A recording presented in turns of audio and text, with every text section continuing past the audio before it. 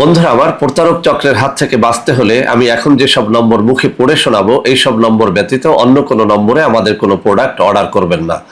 01825554466, 01825554455, 01788746430, 09647450450। আসসালামু আলাইকুম রহমতুল্লাহি বারাকাতুহ। বিসমিল্লাহির রহমানির রহিম।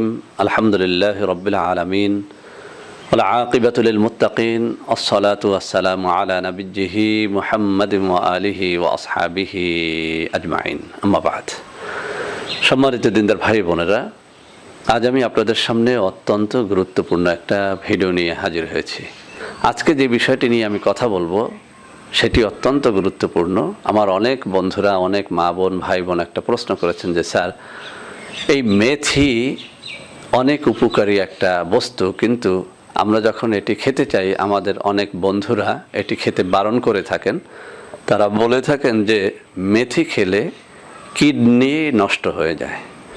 বন্ধুরা আমার, আমি এরকম অনেক বন্ধুকে প্রশ্ন করেছি যে আপনাকে যিনি বলেছেন যে মেথি খেলে কিডনি নষ্ট হয়ে যায় তিনি কি কোনো ডাক্তার?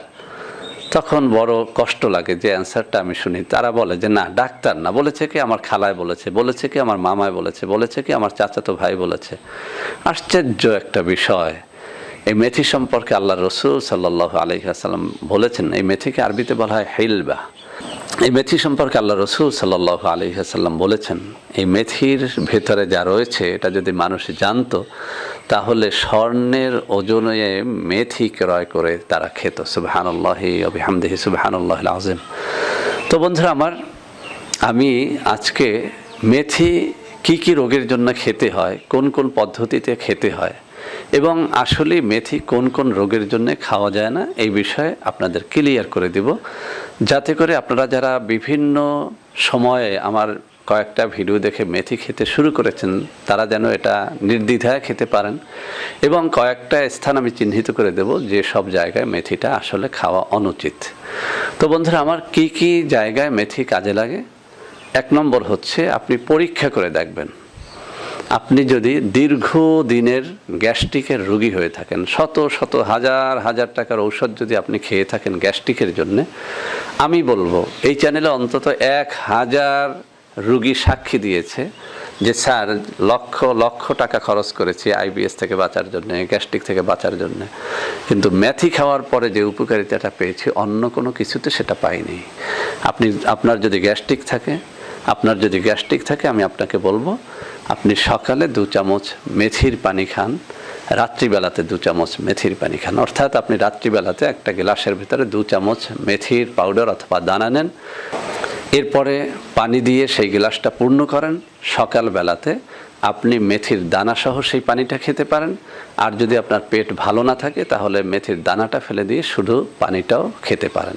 এভাবে সকালে ভিজিয়ে রাত্রিবেলাতে খান, সকাল বিকাল দুবার যদি খেতে পারেন, মাসখানে খাওয়ার পরে আমি চ্যালেঞ্জ দিলাম আপনি আমাকে বলতে বাধ্য হবেন যে স্যার আমার গ্যাস্ট্রিক বলে কোনো রোগ আমার দেহের মধ্যে নাই, আলহামদুলিল্লাহ। তো বন্ধুরা আমার, 1 নম্বরে এটি গ্যাস্ট্রিকের জন্য অত্যন্ত অত্যন্ত ভালো কাজ করে। 2 নম্বরে মেথি আর একটা জায়গায় খুব ভালো অ্যাকশন করে, সেটি হচ্ছে যৌন রোগের জন্য। যাদের লিঙ্গ দাঁড়ায় না, স্ট্রং হয় না, আমরা সবাই জানি লিঙ্গের ভিতরে কোনো হাড্ডি নেই, আছে মাংস, আছে কয়েকটা শিরা উপশিরা। কেন লিঙ্গ দাঁড়ায় বলেন তো? এই লিঙ্গের ভেতরে যখন রক্ত চলাচল করে তখন লিঙ্গ দাঁড়ায়, যখন রক্ত চলাচল বন্ধ থাকে তখন লিঙ্গ নুয়ে পড়ে। তো এই রক্ত সঞ্চালনটা বাড়ায় আমাদের দেহে একটা হরমোন আছে যার নাম হচ্ছে সেক্স হরমোন, অথবা ডাক্তারি পরিভাষায় আমরা যেটাকে বলি টেস্টোস্টেরন। এই টেস্টোস্টেরনটা মেথি প্রত্যেকটা যুবকের মধ্যে বাড়িয়ে দেয়। একটা আশ্চর্যান্বিত বিষয় হচ্ছে, প্রত্যেকটা নারী এবং পুরুষের দেহের ভিতরে সেক্স হরমোন অর্থাৎ টেস্টোস্টেরন রয়েছে, কিন্তু আল্লাহ রাব্বুল আলামিনের কি কুদরত, নারীর বয়স যখন 35-এর উপরে যায় তখন তার টেস্টোস্টেরন বাড়তে থাকে, তার যৌন ক্ষমতা বাড়তে থাকে। আর পুরুষের যখন তার বয়স 35-এর উপরে যায় তখন তার টেস্টোস্টেরন কমতে থাকে, সেক্স হরমোন কমতে থাকে এবং তার যৌন ক্ষমতা হ্রাস পেতে থাকে। তো এই টেস্টোস্টেরনটা বাড়ায় হচ্ছে মেথি। ওই একই নিয়মে আপনি খান, রাত্রিবেলাতে 2 চামচ ভিজিয়ে পানিটা সকালে খান, সকালে ভিজিয়ে রাত্রিবেলাতে খান। আপনি খালি পেটে ভরা পেটে খাওয়া ইচ্ছা। আপনি যদি এভাবে কিছুদিন খান, আমি চ্যালেঞ্জ করে বললাম, এই চ্যানেলের অসংখ্য রুগী এই ব্যাপারে আমাকে কমেন্টে জানিয়েছে যে স্যার লিঙ্গ উত্থিতই হতো না, 1-2 মাস খাওয়ার পরে লিঙ্গ উত্থিত হয়, আলহামদুলিল্লাহ। তো বন্ধুরা আমার 2 নম্বরে যৌন রোগে যাদের এই লিঙ্গ শক্ত হয় না, উত্থিত হয় না, উত্থিত হয়েই নুয়ে যায়, তাদের জন্য এটি একটা অত্যন্ত পরীক্ষিত ঔষধ। তবে বলে দিচ্ছি, কেউ 2 দিন 3 দিন খেয়েই আমাকে বিরক্ত করবেন না। আপনি কমপক্ষে 1-2 মাস খান, ইনশাল্লাহ স্থায়ীভাবে আপনার এই লিঙ্গ উত্থানজনিত সমস্যা দূর হয়ে যাবে। তো বন্ধুরা আমার 3 নম্বরে এই মেথি যে কাজটি করে সেটি হচ্ছে আপনার দেহের ওজন কমায়। অনেক মানুষ আছেন ওজন কোনোভাবেই কমাতে পারেন না, নানা রকমের ঔষধ খান, এই করেন সেই করেন, ব্যায়াম করেন, কোনোভাবেই আপনার ওজন কমে না। ব্যায়াম করেন তো কমে, ব্যায়াম ছেড়ে দেন তো বাড়ে, রোজা রাখেন তো কমে, রোজা ছেড়ে দেন তো বাড়ে। কিন্তু আপনি শুধু মেথি খাওয়ার অভ্যাসটা করেন, সকালে, দুপুরে, রাত্রিতে 3 বার করে আপনি মেথি খান। ইনশাআল্লাহ যদি আপনি এটা খেতে পারেন, ওই একই নিয়মে খান, সকালে 2 চামচ, রাত্রিতে 2 চামচ, আপনি ওজন কমানোর জন্য আর একটু বাড়িয়ে খেতে পারেন, দুপুরেও খেতে পারেন। যদি আপনি এভাবে খেতে পারেন, আপনি দেখবেন যে আপনার ওজন অনেক কমে গেছে। তাহলে আমরা পেলাম যে মেথি যৌন রোগের উপকার করে, গ্যাস্ট্রিকের উপকার করে, ওজন কমায়। 4 নম্বরে আর একটা রোগের কথা আমি বলি, কঠিন একটা সমস্যা, কঠিন একটা রোগ হচ্ছে ডায়াবেটিস।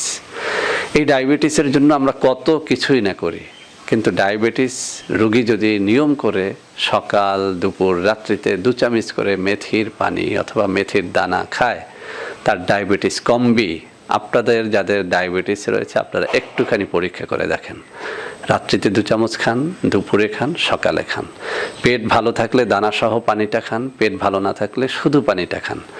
আপনি 1 মাস খেয়ে এরপরে একটুখানি পরীক্ষা করেন, আমার মুখের কথা না, এটি স্বাস্থ্যবিজ্ঞানের কথা, পরীক্ষিত কথা।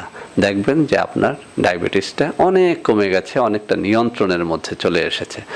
তো বন্ধুরা আমার বেশ কয়েকটা রোগের কথা আমরা জানলাম। আমি একটা কথা বলি, শুধুমাত্র একটা জায়গায় মেথি খাওয়ার বারণ আছে, সেটি হচ্ছে গর্ভবতী মায়েদের জন্য এই মেথি খাওয়ার বারণ আছে। গর্ভবতী মায়েদের জন্য মেথি খাওয়ার বারণ আছে। এছাড়াও দুগ্ধবতী মায়ের জন্য মেথি খাওয়া বারণ আছে। সেজন্য যারা দুগ্ধবতী মহিলা এবং গর্ভবতী মহিলা তারা এই মেথিটা খাবেন না। এছাড়া যে কেউ মেথি খেতে পারেন, এর আরও অনেকগুলো উপকারিতা আছে। মেথি হার্টের রোগী যারা, তাদের জন্য এটি অত্যন্ত উপকারী। সবশেষে একটা কথা বলি যে মানুষের কথায় কান দেবেন না। কোনো ডাক্তার বিজ্ঞজন যদি আপনাকে বলে যে এই জিনিসটা খাবে না, তাহলে সেটা বন্ধ করেন। আর যদি রাস্তাঘাটের মানুষের কথায় আপনারা চলতে থাকেন, তাহলে এমন জিনিস খাবেন যে জিনিস আসলে খাওয়ার মধ্যে কোনো উপকারিতাই নেই।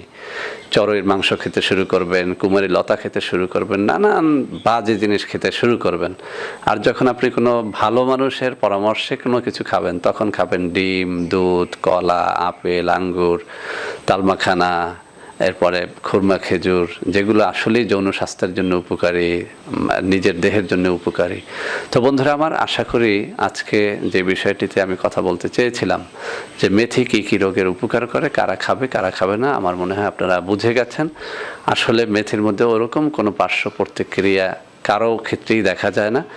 যদি কারো এরকম দেখা যায়, সে ব্যক্তিগতভাবে সেটা বন্ধ রাখতে পারেন, সেটা আপনার ইচ্ছা।